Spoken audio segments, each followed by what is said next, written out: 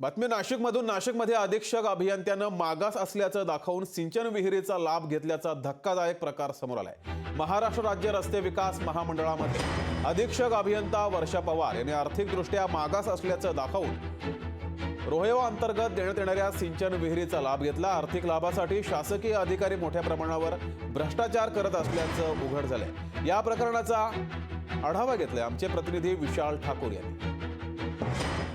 सिंचन विहिरीच्या या एकूण प्रकरणात जे तक्रारदार होते, ज्यांनी काही तक्रार दाखल केलेली होती, या तक्रारीच्या अनुषंगाने लक्षवेधी घेण्यात आली आणि एकूणच या सगळ्या प्रकरणामध्ये अनुदान हे जे मिळालं होतं हे शासनाला जरी परत केलं असलं तरी तक्रारदारांनी नेमकी काय तक्रार केली होती आणि आता त्यांची पुढची भूमिका काय असणार आहे ते जाणून घेण्यासाठी आपण आलो आहोत आनंद लोंढे हे जे सामाजिक कार्यकर्ते त्यांच्याकडे।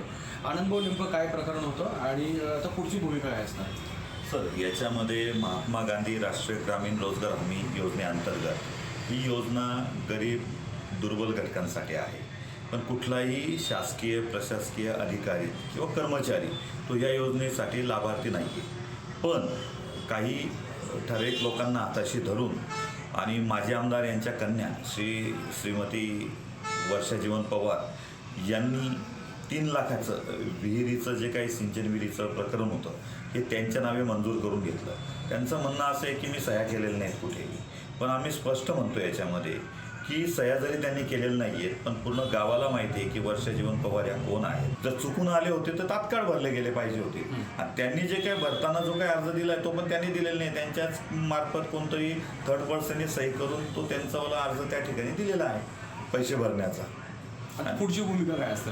सर, याच्यामध्ये लक्षवेधी जरी लागले असेल पण मला माहिती आहे की याच्यातली यंत्रणा पूर्णतः डागाळलेली आहे आणि ही यंत्रणा फक्त वरवर काहीतरी कागदोपत्री फिरवून घेईल, पुन्हा जैसे ते राहील आणि लोक याच पद्धतीने कार्य करत राहतील खोटेपणाचा।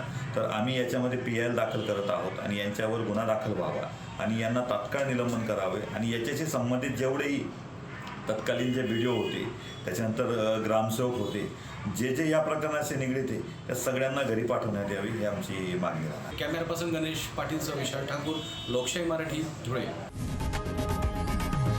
लोकशाही मराठी, ऐका, पहा, जागरूक रहा।